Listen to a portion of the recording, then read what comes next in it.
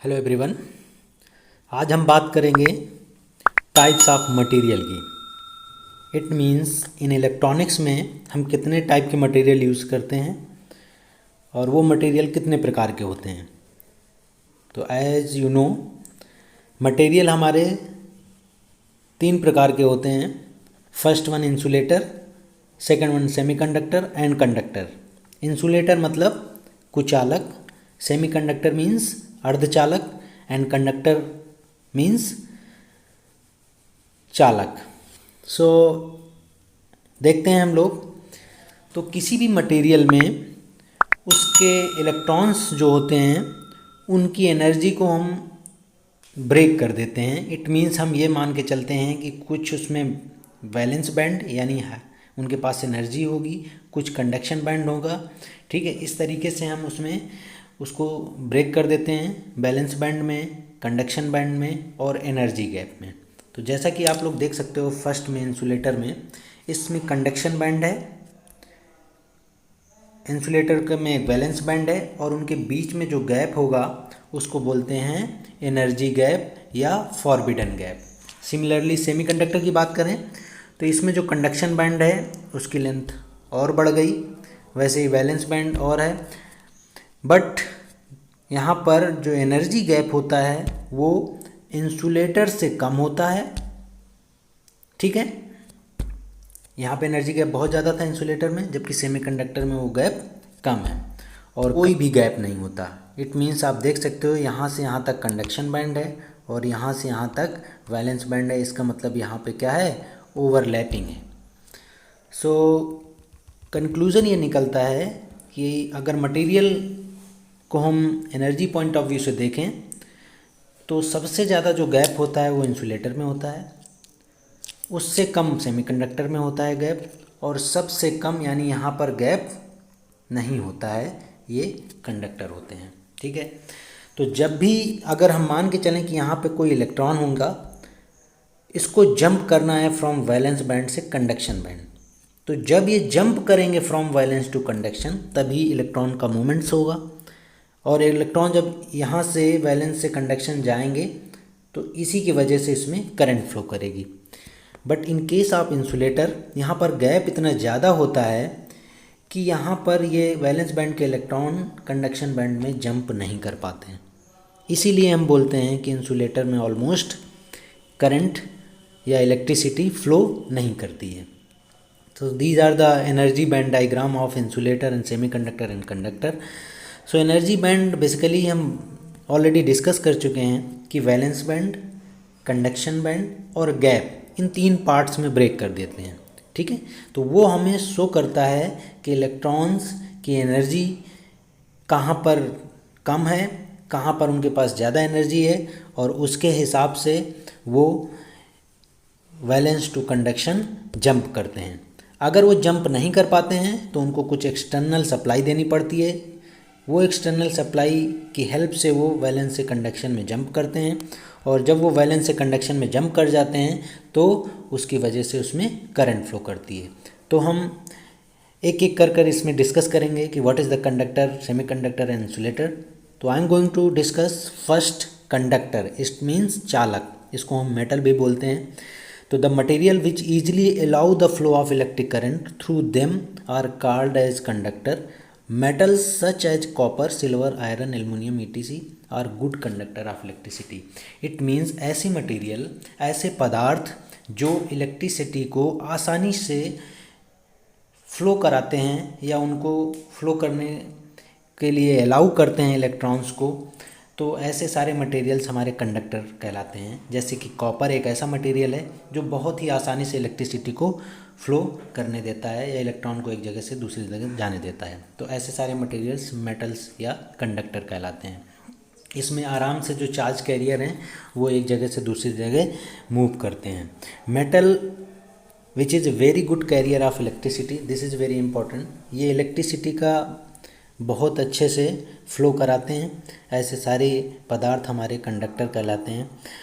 Conductor में basically जो energy gap होता है वैलेंस और कंडक्शन बैंड के बीच में वो ज़ीरो होता है। यू कैन सी, अगर हम मान के चलें कि ये इसका एनर्जी बैंड डायग्राम है, यहाँ पे इसका कंडक्शन बैंड है और ये हमारा वैलेंस बैंड है।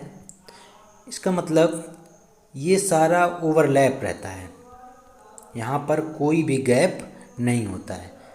ये हाइट वैलेंस बैंड की हो जाती है और ये हाइट कंडक्शन बैंड की होती है। तो कंडक्शन बैंड और वैलेंस बैंड में कोई गैप नहीं होता, जिसके कारण बड़े इजीली जो भी इलेक्ट्रॉन यहाँ पे होंगे वैलेंस बैंड में वो आसानी से जंप कर जाते हैं वैलेंस टू कंडक्शन, क्योंकि यहाँ गैप ज़ीरो होता है। और अगर इसमें बड़े आसानी से फ़्लो करते हैं, इसीलिए इसमें बड़े आसानी से करंट फ्लो करती है। बेसिकली हम देखते हैं कि अगर इलेक्ट्रॉन वैलेंस से कंडक्शन मूव कर रहे हैं तो जितना वो इजीली वैलेंस से कंडक्शन मूव करेंगे उतना ही इजीली उसमें करंट फ्लो करती है। Second one is semiconductor, the material which has electrical conductivity between that of conductor and an insulator is called as semiconductor. It means ऐसे पदार्थ जिनकी इलेक्ट्रिकल कंडक्टिविटी कंडक्टर से कम तथा इंसुलेटर से ज़्यादा होती है, यानी ऐसे पदार्थ जो कंडक्टर से तो कम कंडक्टिव नेचर रखते हैं बट इंसुलेटर से ज़्यादा रखते हैं, तो ऐसे पदार्थ सेमीकंडक्टर कहलाते हैं। और इनमें जो वैलेंस और कंडक्शन बीच के कंडक्शन बैंड के बीच का जो एनर्जी गैप होता है वो बहुत कम होता है। तो अगर कोई भी इलेक्ट्रॉन यहाँ पर वैलेंस बैंड में हुआ यहाँ पर, तो इसको हम थोड़ी सी एनर्जी देंगे, एक्सटर्नल एनर्जी, तो ये आसानी से वैलेंस से जंप कर कर कहाँ पहुँच जाएगा, कंडक्शन में। और जैसे ही ये जंपिंग शुरू होगी वैसे इसमें करंट फ्लो करना स्टार्ट कर जाएगी।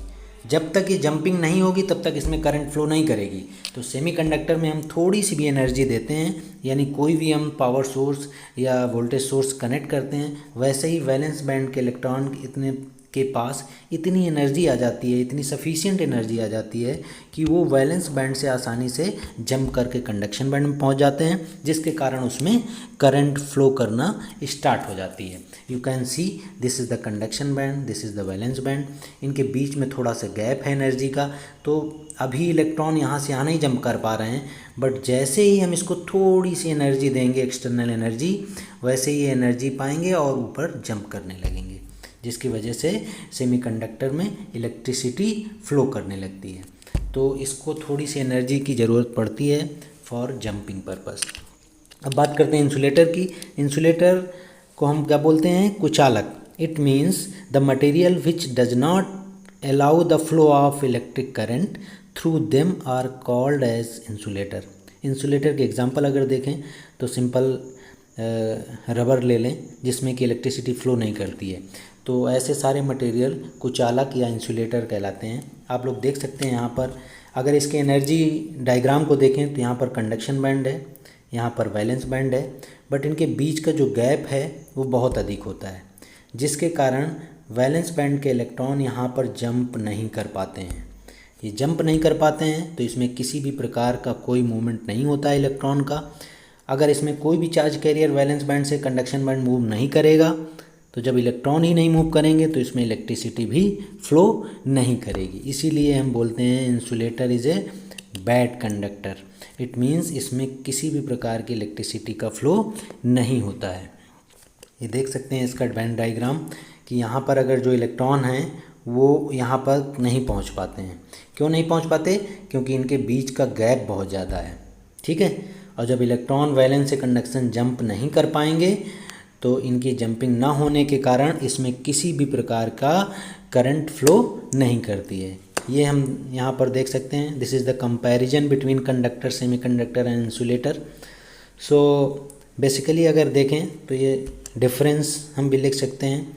तो अगर कंडक्टिविटी पॉइंट ऑफ व्यू से देखें तो सबसे आसानी से करंट किस में फ्लो करती है, कंडक्टर में, इट मीन्स चालक में। फिर उससे कम किस में करती है, सेमीकंडक्टर में। इसमें हम थोड़ी एक्सटर्नल सप्लाई देनी पड़ती है सेमीकंडक्टर में, इसके बाद करंट फ्लो करता है। इंसुलेटर में करंट का फ्लो नहीं होता है क्योंकि ये इनमें कोई भी इलेक्ट्रॉन वैलेंस बैंड से कंडक्शन बैंड जंप नहीं कर पाते। तो अगर हम देखें इसका कंक्लूज़न, तो कंडक्टर में इलेक्ट्रिसिटी बहुत अच्छे से फ्लो करती है। सेमीकंडक्टर में कुछ एक्सटर्नल सप्लाई देनी पड़ती है, यानी वैलेंस बैंड के इलेक्ट्रॉन को कुछ एनर्जी देनी पड़ती है, उसके बाद वैलेंस बैंड के इलेक्ट्रॉन जंप करते हैं। और इंसुलेटर में कोई भी इलेक्ट्रॉन वैलेंस से कंडक्शन जंप नहीं कर पाते। तो आई होप आप सबके समझ में आ गया होगा कि टाइप्स ऑफ मटेरियल्स क्या होते हैं, और इसके बाद हम लोग पढ़ेंगे सेमीकंडक्टर। इट मीन्स पहले तो मटेरियल को 3 पार्ट में ब्रेक किया गया, कंडक्टर, सेमीकंडक्टर एंड इंसुलेटर।